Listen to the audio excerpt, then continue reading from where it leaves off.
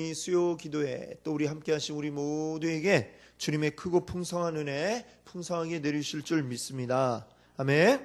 오늘은 여러분과 함께 하나님의 섭리라고 하는 제목으로 또 우리 또 말씀 나누고자 합니다. 우리 수요일에 계속해서 우리 웨스트민스터 소유리 문답을 우리 함께 그 내용들을 우리 생각하고 있습니다. 오늘은 그 가운데 제 11문 되겠는데요. 11문 한번 문과 답을 같이 한번 읽어보도록 하겠습니다. 제 11문. 하나님의 섭리하시는 일이 무엇입니까? 하나님의 섭리하시는 일은 지극히 거룩하고 지혜롭고 능력 있게 모든 창조물과 그 모든 행동을 보존하며 다스리시는 일입니다. 아멘. 네. 자, 오늘 이제 이 하나님의 섭리에 대해서 이제 말씀드리는데요. 그동안 우리가 이 소유리 문답에서 이 왜 오늘 섭리에 대해서 얘기하느냐, 이 흐름을 또 아는 게 중요하겠습니다. 우리 한번 그 앞에 넘겨보시면 제 1문부터 보시면 1문에서 이제 뭘 물어봅니까? 사람의 제일 되는 목적이 뭐냐? 그랬더니 이제 답이 뭐냐? 우리 사람의 제일 되는 목적은 하나님을 영화롭게 하고 또 영원토록 하나님을 즐거워하는 것이다. 이렇게 이야기하고 있습니다. 그러면 그렇게 하기 위해서 우리에게 주신 규칙이 뭐냐? 그 규칙이 곧 성경이다라고 이제 이문에서 이야기를 하고 있죠. 자, 그러면 그 성경이 또 우리에게 가르치는 게 무엇인지를 이제 3문에서 이야기하는데 거의 두 가지로 이야기합니다. 첫 번째는 사람이 하나님에 대해 어떻게 믿어야 하는가, 이거 한 가지 하고요. 그 다음에 하나님이 사람에게 요구하시는 의무가 무엇인가, 이 두 가지가 이제 성경이 주로 이야기하는 것인데, 우리 사람이 하나님께 대해서 어떻게 믿어야 되느냐, 이것은 이제 4문에서 38문까지 내용들로 채워져 있고, 그 다음에 하나님이 사람에게 요구하시는 그 의무에 대해서는 이제 39에서 마지막 107문까지로 이렇게 구성이 되어져 있습니다. 그럼 이제 우리가 하나님을 어떻게 믿어야 되느냐, 거기에 대한 이제 내용들 가운데 이제 시작하는 게 4문이죠. 4, 5, 6에 대해서는 하나님 자신에 대해서 하나님은 어떤 분이신가, 이걸 얘기하고 있고요. 그 다음에 7문부터 38문까지는 하나님의 작정에 대해서 이제 그 내용을 다루고 있습니다. 그럼 이 하나님의 작정 8문에 보시면은 하나님은 그 작정을 또는 예정을 어떻게 실행하십니까? 이랬는데요. 그 답을 보면 뭐라고 했습니까? 하나님께서 그 예정을 실행하시는 것은 창조와 섭리의 일로 하십니다. 자, 하나님이 이 작정을 이루어 가시는 방법이 섭리와 창조와 섭리로 일하신다고 했습니다. 그래서 이제 90문에서는 그 창조에 대해서 이야기를 했고, 오늘 이제 그 섭리에 대해서 말씀을 드리고자 하는 것입니다. 자, 우리 11문의 그 답을 보시면 막 이렇게 복잡하게 내용이 되어 있습니다만, 이거 아주 간단하게 중간 거 다 빼고 이렇게 보면 하나님의 섭리를 뭐라고 이야기할 수 있느냐, 딱 하나님의 섭리하시는 일은 바로 뭐냐면 보존하시며 다스리는 일이다.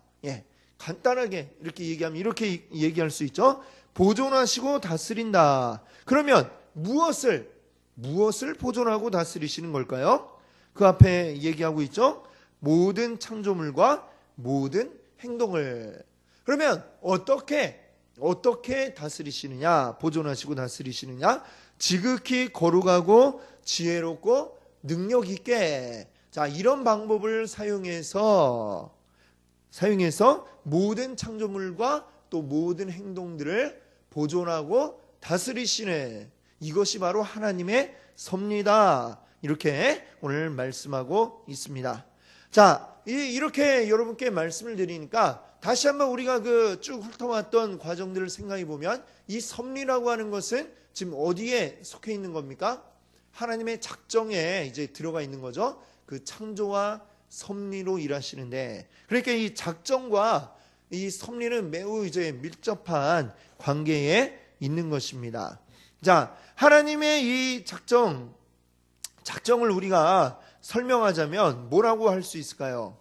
하나님이 이미 창세 전에 모든 것을 계획하셨고 그 모든 계획에 따라서 우리 인간을 포함한 이 세상 모든 만물을 창조하신 것, 바로 이게 이제 작정이다라고 할 수 있습니다.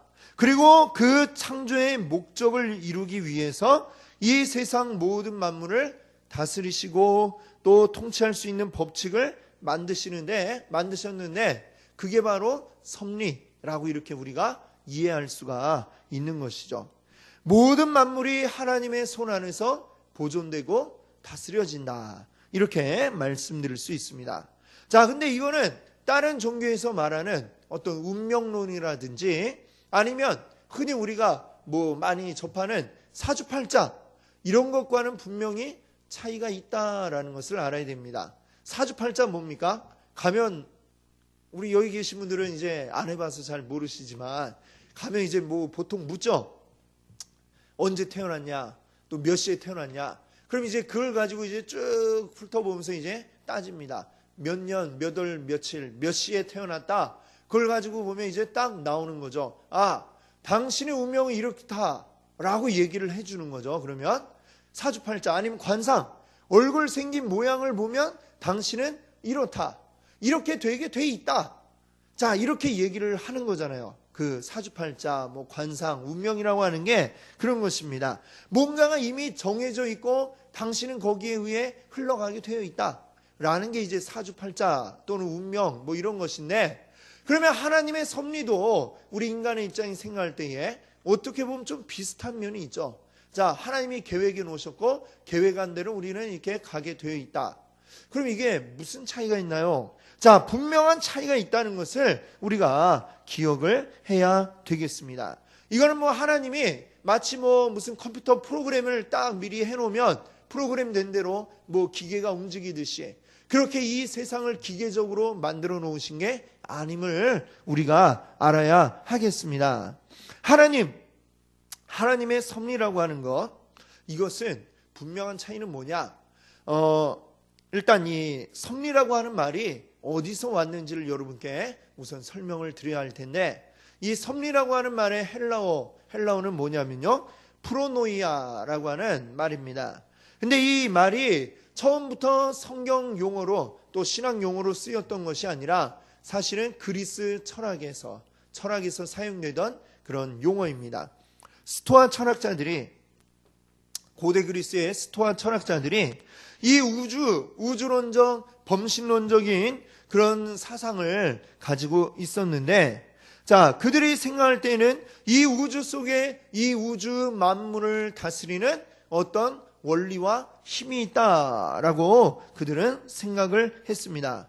그래서 이 스토아 철학자들의 생각에 의하면 이 우주를 다스리는 어떤 우주의 원리, 그 어떤 힘, 거기에 따르는 것, 그래서 아주 거기에 조화롭게 살아가는 것, 이것이 최고의 선이다, 이런 식으로 그 스토아 철학자들은 생각을 했고, 우리 개인들도 역시 그런 우주의 원리에 따라서 순응하며 살아가는 게 나에게 최고의 그 잘 사는 삶이다 라고 이렇게 이야기를 한 것이죠. 자, 근데 이 그리스 사상, 이 스토아 철학의 사상을 말하자면 이제 기독교에서 이제 가져온 겁니다. 이제 이 용어를 가져온 거예요, 섭리라는 말을. 자, 그래서 이 섭리라고 하는 게 원래는 뭡니까? 이 우주의 어떤 원리에 따라 흘러가는 이런 걸 의미했다라고 한다면, 이 기독교인들이 이제 헬라의 영향을 받은 기독교인들이 생각을 해보니까 좀 뭔가 비슷한 면이 있는데, 하지만 그거대로 이제 하는 게 아니라 기독교적으로 이것을 설명을 하기 시작한 것입니다. 그 기독교적인 어떤 설명을 하기 위해서 이 섭리라는 말을 가져온 것이죠. 약간 비슷한 의미를 가진 그 말을 가져왔는데, 자, 그래서 보면 이 그리스 철학에서는 우주 만물을 다스리는 어떤 원리, 이것을 로고스라고 이야기를 했는데, 이 로고스가 요한복음 1장에 보면 이렇게 그 1장 1절에 뭐라고 되어 있죠? 태초에 말씀이 계시니라. 이 말씀이 이제 헬라어 원문을 보면 로고스라고 되어 있습니다. 자, 이 말씀. 자, 그래서 이렇게 그 용어를 가져와서 하나님을 설명하기 위해서 이 어떤 그 헬라의 용어들을 많이 쓰기 시작한 것이죠. 그 가운데 이제 섭리라고 하는 게 있는데, 이 세상을 창조한 창조의 하나님. 자, 헬라 철학과 이 기독교에서의 섭리의 차이는 뭐냐? 헬라의 어떤 철학이란 그냥 이 지구상 또 우주 만물에 존재하는 어떤 원리들이라고 한다면, 이 기독교에서 가장 중요한 건 뭡니까? 이 모든 만물을 다스리는 그 원리를 만드신 분인 하나님, 그 하나님에 의해서 모든 게 계획되어지고 모든 계획대로 흘러가고 있다라고 하는 게 아주 중요한 차이점이죠. 자, 하나님을 명시하고 있다는 것입니다. 우주의 원리가 아니라 바로 그 원리를 창조하고 만드신 하나님의 뜻을 따르는 게 바로 이 섭리다라고 하는 것입니다. 그것을 오늘 우리가 기억할 수 있기를 바랍니다. 자, 이렇게 하나님의 섭리는 이 세상에 일어나는 모든 사건을 하나님의 뜻과 그리고 하나님의 방법과 그리고 하나님의 목적에 의해 일어난 것으로 이제 믿는 것이죠. 자, 이런 믿음을 우리가 성경 속에서 여러 군데에서 찾아볼 수 있는데, 특별히 이제 요셉의 그 말에서 우리가 찾아볼 수가 있습니다. 창세기 45장 우리 5절에서 8절 말씀을 한번 같이 읽어보겠습니다.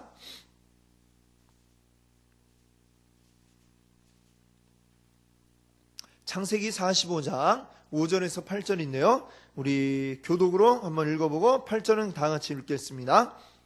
당신들이 나를 이곳에 팔았다고 해서 근심하지 마소서, 한탄하지 마소서. 하나님이 생명을 구원하시려고 나를 당신들보다 먼저 보내셨나이다.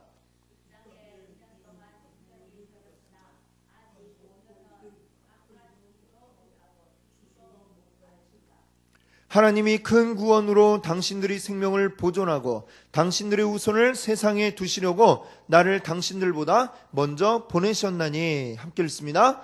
그런즉 나를 이리로 보낸 이는 당신들이 아니요 하나님이시라. 하나님이 나를 바로에게 아버지로 삼으시고 그 온 집의 주로 삼으시며 애굽 온 땅의 통치자를 삼으셨나이다. 아멘.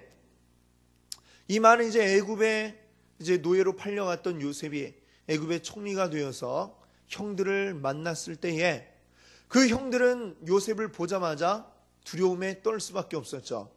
옛날에 노예로 팔아버렸던 이 동생 요셉이 어느새 이집트의 2인자가 되어서 이들을 딱 앞에 놓고 있는 상황이 된 것입니다. 안 그래도 죄 지은 게 있는데 요셉에게 힘까지 주어졌으니 이제는 뭐 나는 죽은 목숨이겠구나. 이 형님들은 두려워할 수밖에 없었죠. 근데 그때 요셉이 이렇게 얘기하는 겁니다. 나를 이곳에 팔았다고 근심하지 마십시오. 나를 이곳에 보낸 이는 당신들이 아니고 하나님이십니다. 라고 이렇게 얘기합니다. 자, 이 애굽에 온 게 하나님의 뜻이었다. 왜? 그 이유도 여기 얘기하고 있죠. 5절에 보니까 하나님이 생명을 구원하시려고 나를 당신들보다 먼저 보내셨나이다.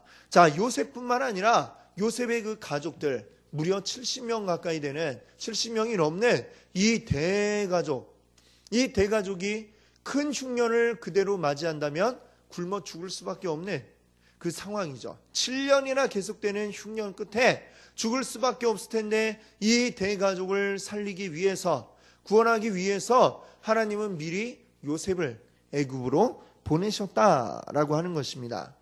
요셉은 그 하나님의 섭리, 하나님의 계획하심 속에서 내가 먼저 애굽에 와 있었을 뿐입니다. 이렇게 형님들에게 이야기하고 있는 것이죠. 자, 이 요셉은 하나님의 섭리라고 하는 것을 분명하게 알고 있었고 그렇기 때문에 굳이 형님들을 미워할 이유가 없었던 것입니다.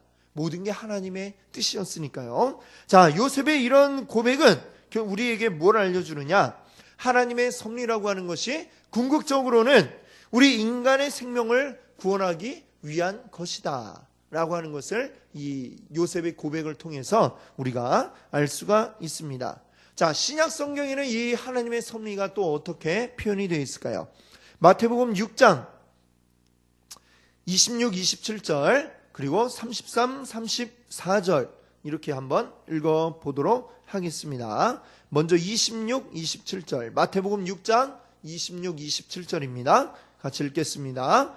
공중의 새를 보라. 심지도 않고 거두지도 않고 창고에 모아들이지도 아니하되 너희 하늘 아버지께서 기르시나니 너희는 이것들보다 귀하지 아니하냐. 너희 중에 누가 염려함으로 그 키를 한 자라도 더할 수 있겠느냐. 아멘. 33, 34절도 한번 읽겠습니다. 그런즉 너희는 먼저 그의 나라와 그의 의를 구하라. 그리하면 이 모든 것을 너희에게 더하시리라. 그러므로 내일 일을 위하여 염려하지 말라. 내일 일은 내일 염려할 것이요 한 날의 괴로움은 그 날로 족하니라. 아멘. 자, 오늘 이 예수님의 그 하신 말씀을 보니까 무엇을 얘기하십니까? 공중의 새를 보아라.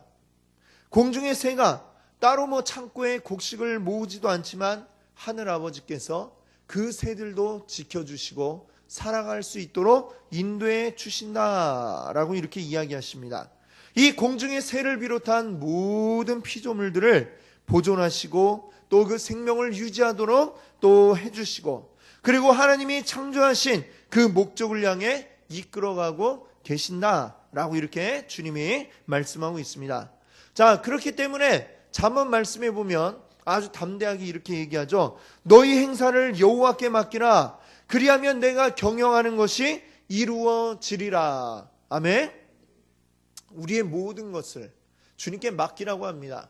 하나님이 우리를 인도해 주고 계시니까 하나님의 그 인도하심에 나를 맡겨라. 그러면 내가 경영하는 것이 이루어지리라. 내 생각과 내 뜻대로 하다가 부닥쳐서 넘어지고 그러지 말고 하나님이 이끄시는 대로 그냥 그 강물에 배 흘러가듯이 너를 맡겨라. 그대로 따라가라. 그 하나님의 섭리를 따라라. 이렇게 말씀하고 있는 것입니다. 자, 이렇게 하나님의 섭리라고 하는 것은 우리 생명을 위한 섭리이고 또 우리를 지키시고 복주시기 위한 바로 그러한 섭리인 것입니다. 하나님의 섭리는 마치 그냥 이 지구상에 뭐 우리가 요새는 이제 로봇 이런 게 얼마나 많이 발달을 했습니까?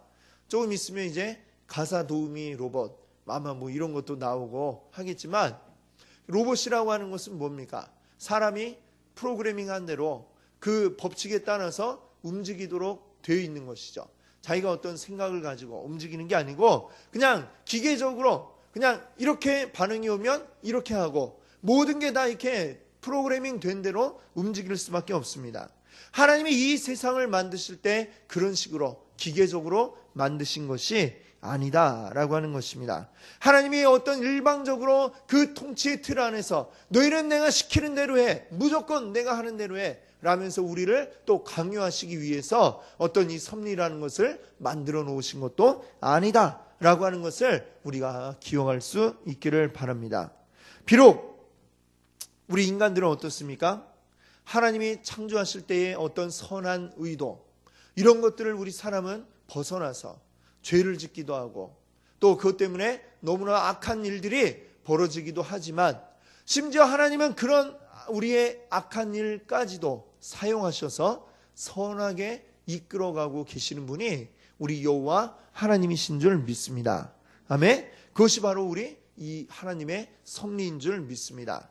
우리가 이 말을 또 오해하면 안 되는 게, 여러 번 말씀드렸지만 하나님이 그러면 어떤 악한 것들을 만들어내시느냐, 그런 건 아니죠. 하나님의 선한 의도 가운데 그런 것들은 포함되어 있지 않지만 우리 인간의 죄로 인해서 악한 일들이 발생할 때에, 그러나 그것까지도 하나님은 선하게 사용하셔서 그 결과를 하나님이 의도하시는 대로 선한 쪽으로 이끌어 가시는 분이 우리 여호와 하나님이시다라고 하는 것입니다. 하나님은 우리 모든 피조물들에게 복 주기를 원하시는 분이신 줄 믿으시기 바랍니다. 아멘. 자, 그뿐 아니라 우리 하나님의 섭리는 이 역사에 대한 섭리이기도 합니다. 어떤 한 시대만이 아니라 모든 역사를 통해 역사하시는 하나님의 섭리인 것이죠. 자, 이스라엘은 그 이스라엘의 역사 가운데 섭리하시는 하나님에 대해서 이렇게 표현을 하고 있습니다. 신명기 26장 5절부터 9절 말씀인데요. 이 말씀도 우리 한번 같이 읽어보도록 하겠습니다. 제가 먼저 한 절 읽고 다음 여러분들이 읽어주시고 우리 마지막 9절을 함께 읽겠습니다. 신명기 26장 5절부터 9절입니다. 너는 또 내 하나님 여호와 앞에 아뢰기를 내 조상은 방랑하는 아람 사람으로서 애굽에 내려가 거기에서 솥으로 거류하였더니 거기에서 크고 강하고 번성한 민족이 되었는데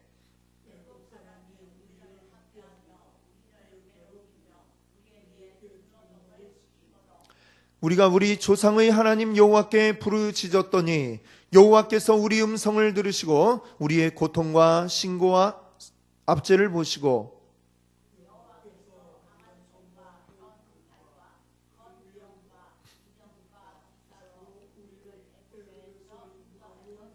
함께 읽습니다.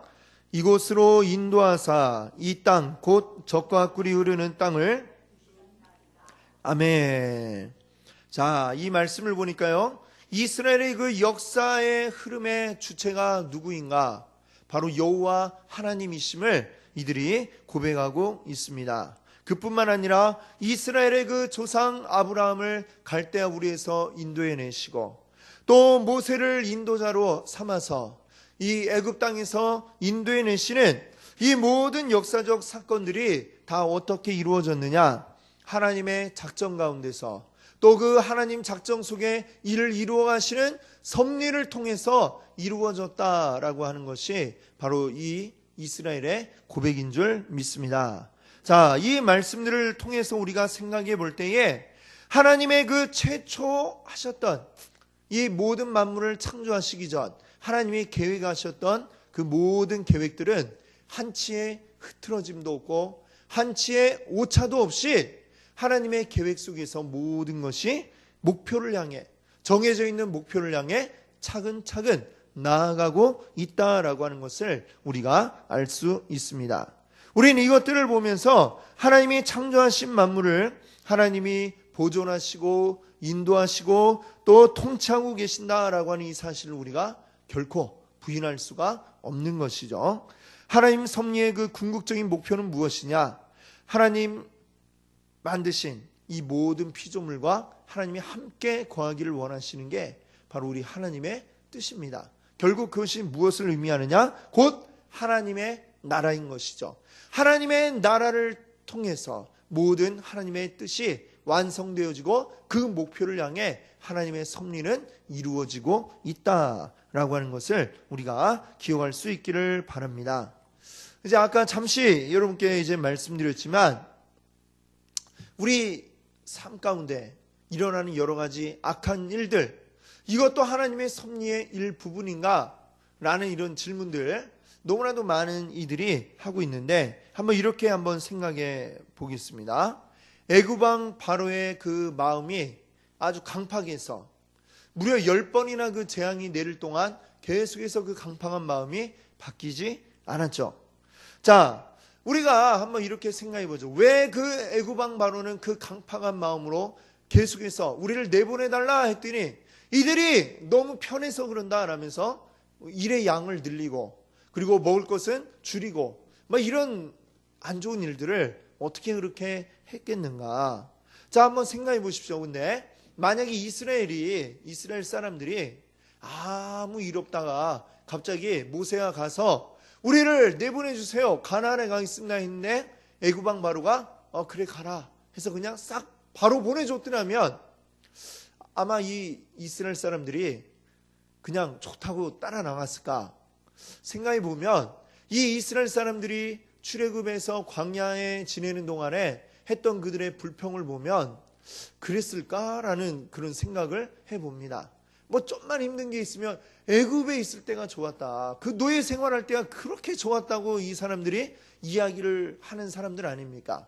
이들이 과연 아무 일 없다가 갑자기 모세가 여러분 바로가 우리에게 가나안으로 가라고 했습니다, 갑시다 그러면 아마 이랬을 것 같아요. 우리가 왜 지금도 충분히 좋은데 뭐하러 가냐, 새로운 곳에 우리가 또 왜 가야 되느냐, 아마 이러면서 거부하는 사람들도 많이 나타났을지 모르겠습니다. 하나님이 바로의 마음을 강팍하게 만드셔서 이스라엘에게 고통을 주니까 이들이 어떻게든 빠져나가고 싶은 그 마음이 그들에게 생겨나지 않았겠습니까? 그래서 이들이 이제 출애굽할 수 있도록 되는 데에는 바로의 그러한 강팍한 마음도 이제 한 역할을 했다, 이렇게 볼 수가 있는 것이죠. 자, 그런 면에서 보면 이 애굽왕 바로의 마음을 강팍하게 하신 것도 하나님의 그 통치하시는 섭리의 일부분이다, 우리가 이렇게 이해할 수 있겠습니다. 또 우리가 바울을 한번 생각해 보십시오. 바울이 나중에 참 그렇게 큰 하나님의 일을 위해서 전도도 많이 하고 성경에, 신약 성경에서도 많은 그 부분을 썼고 했는데, 그가 굳이 예전에 어땠습니까? 예수 믿는 사람들을 박해하던 사람인데, 예수 믿는 사람들 그렇게 박해하지 않고 처음부터 뭐 예수님의 12제자 가운데 한 명에 속해 있었다든지 그럴 수는 없었는가? 꼭 그렇게 스데반이 죽는 뭐 이런 순교자를 만드는 일까지 할 정도로 나쁜 사람이 되어야만 했겠는가? 뭐 이렇게 생각할 수도 있죠. 예, 아닙니까? 예, 있는데, 그런데 하나님은 굳이 이 바울을 그런 악한 일을 하게 하다가 거기서 회심하고 돌아와 하나님의 일을 하도록 하신 거거든요. 거기에는 또 하나님의 또 이 섭리가 있겠죠. 어쩌면 이 바울이 자신이 예전에 했던 그 일들, 악한 일들, 예수 그리스도를 몰랐던, 그리고 그 가운데서 했던 그 일들이 있기 때문에 어쩌면 이 바울이 또 이방인을 향해 또 열린 마음으로, 누구라도 나와 같은 사람도 예수 믿는데 누구라도 예수 믿을 수 있다라는 이 확신을 가지고 이방인을 향해 다가갈 수 있는 그 마음을 여는 큰 계기가 되었을 수도 있을 겁니다. 또 그가 이전에 또 아주 바리새인 중에 바리새인으로 정말 공부도 많이 했던 사람이죠. 로마의 시민권도 그가 가지고 있었습니다. 그리고 최고의 그 선생님인 가말리엘 문화에서 공부를 하였던 아주 머리도 뛰어난 사람이고 학문적인 성취도 있었던 사람입니다.